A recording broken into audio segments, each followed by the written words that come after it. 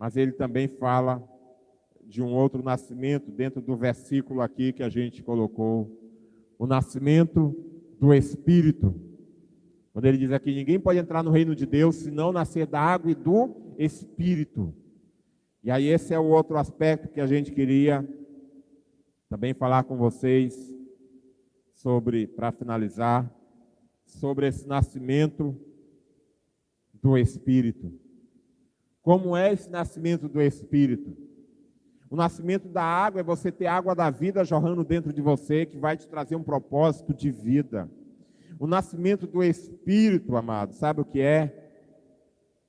É quando agora você não é mais conduzido pelas suas vontades, pelos seus desejos, pelo seu espírito, mas agora você é conduzido pelo Espírito Santo de Deus. Louvado seja Deus. Tem uma ilustração que mostra muito bem essa realidade de uma pessoa que ela está sentada em uma cadeira, simbolizado o centro da vida dela, onde ela manda. E ali depois ela sai dessa cadeira e ali senta nessa cadeira o Espírito Santo. E o Espírito Santo passa a comandar a vida desta pessoa. É o nascimento do Espírito. Quando Deus fala ao teu coração que você é filho de Deus, que você é filha de Deus, e que agora o teu espírito, mesmo você ainda estando nesta terra, está religado com o Espírito de Deus, e agora você tem um propósito de vida muito maior do que o teu propósito de vida que cada um tem. Agora o teu propósito de vida, além de ter uma família, ser uma boa pessoa, de ler a Bíblia, agora o teu propósito de vida é se relacionar com o teu Criador, não no nível mais de conhecimento intelectual, mas no nível de sabedoria, onde a presença dele estará sendo sentida na sua vida. E aí você vai ler a Bíblia e vai sentir alegria. E vai ter entendimento, porque ela vai falar na tua vida. Ela vai falar ao teu coração antes de falar sobre a vida do outro. Ela vai falar diretamente ao seu coração, ela vai falar diretamente na sua vida. Porque o Deus vivo e verdadeiro está dentro de você. Louvado seja Deus. Isso, queridos, produz em nós uma mudança de comportamento. Diga comigo, mudança de comportamento. As pessoas que estão perto de você vão olhar e vão ver que você não é mais a mesma pessoa, porque agora o teu comportamento mudou. E elas vão olhar o que aconteceu com fulano, o que aconteceu com cicrano. O comportamento mudou, porque nasceu do Espírito e nasceu da água. O comportamento de Nicodemos, a partir daquela noite, nunca mais foi o mesmo. E as pessoas que estavam à sua volta passaram a reconhecer. Vou mostrar daqui a pouco um versículo da Bíblia que mostra o que aconteceu com Nicodemos depois desse dia. Porque muita gente não tem o conhecimento bíblico do que aconteceu com Nicodemos depois desse dia que ele foi na casa de Jesus. Mas depois que muda o comportamento, irmãos, muda a mente. Diga comigo, mudança de mentalidade.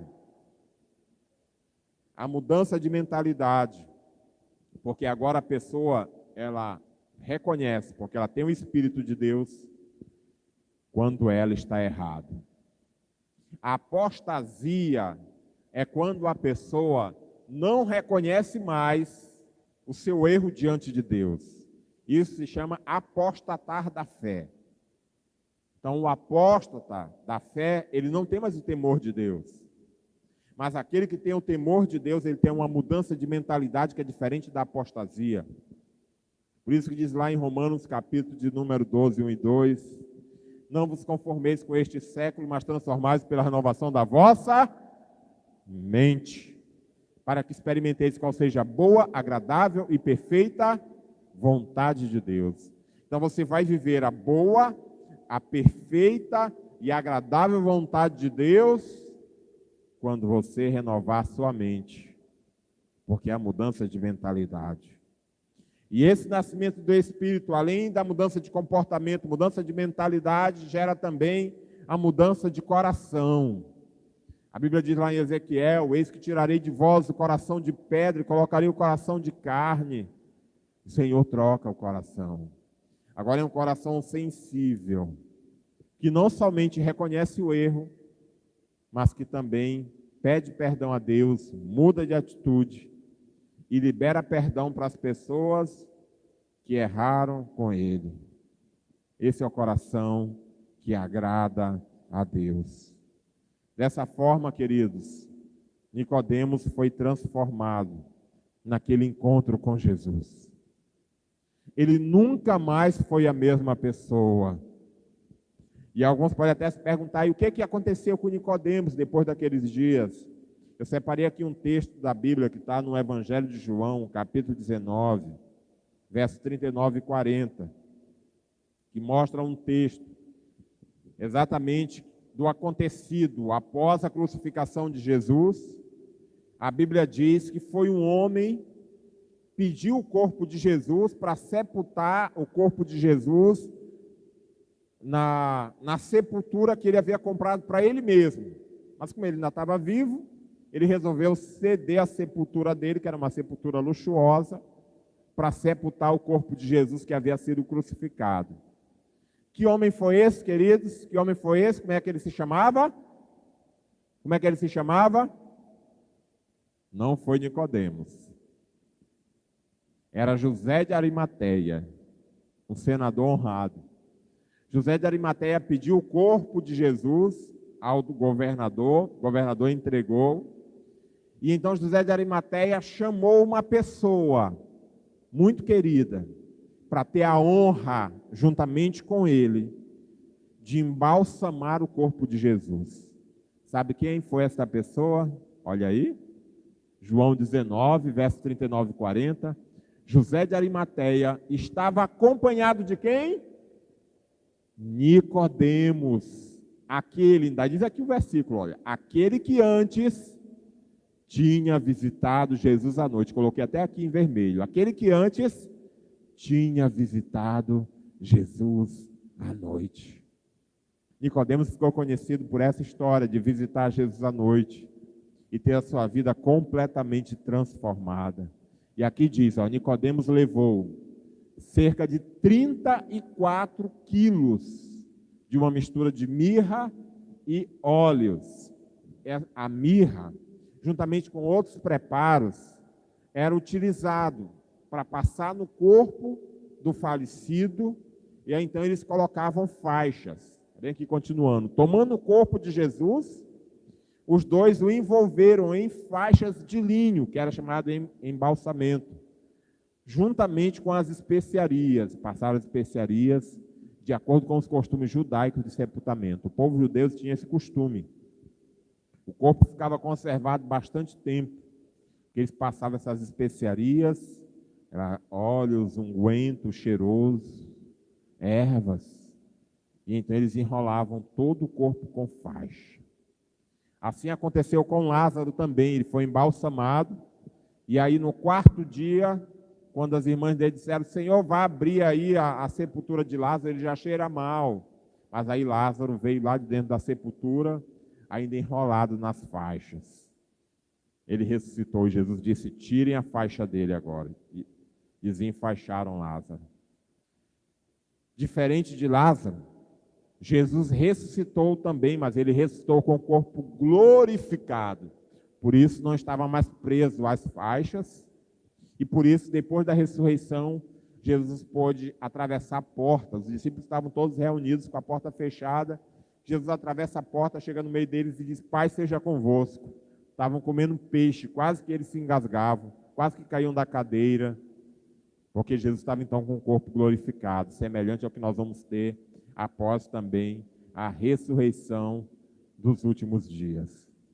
Então Nicodemos levou essas especiarias, preparou o corpo de Jesus e teve essa honra, irmãos, porque ele agora era uma pessoa transformada. Nicodemos agora não era mais alguém apenas conhecedor da lei, Não era mais alguém apenas membro do sinédrio. Não era mais alguém apenas judeu e fariseu.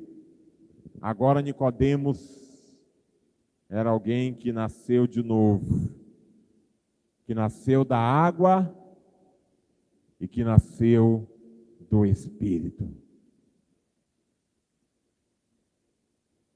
Quando Jesus se torna dono da sua vida, você nasce da água, nasce do Espírito e nunca mais é a mesma pessoa. Você sabe qual é o melhor momento da nossa vida? Muitas pessoas ficam com saudosismo presos no passado. O passado foi bom e serve de aprendizado, principalmente no que foi acertado para repetir e no que foi errado para corrigir. Mas o passado não volta mais. Não tem como mudar o passado, seja certo ou errado, o que aconteceu no passado. O futuro, a pessoa às vezes está com os olhos no futuro. Você não sabe o que vai acontecer amanhã. Não sabe se vai vir uma outra epidemia por aí. Não sabemos o que o amanhã nos reserva. Não temos controle sobre ele. Mas o melhor tempo da sua vida é o tempo presente, que se chama hoje. Porque é hoje que você está vivo. Hoje que é dia de agradecer a Deus. Hoje que é dia de servir a Deus. Hoje é que é dia de nascer da água e do Espírito. E desenvolver um relacionamento com Deus, que não vai ser no campo da inteligência ou no campo teórico, mas vai ser no campo da sabedoria, que vai jorrar do seu interior com águas vivas, o seu espírito vai se ligar com o Espírito de Deus, assim como aconteceu com Nicodemos. E depois daquela noite ele nunca mais foi a mesma pessoa. Vamos nos colocar de pé, queridos, e vamos orar para que na nossa vida aconteça a mesma coisa que aconteceu com Nicodemos. Alguém que vivia no campo do conhecimento e que agora vive na dimensão da sabedoria de Deus para a sua vida.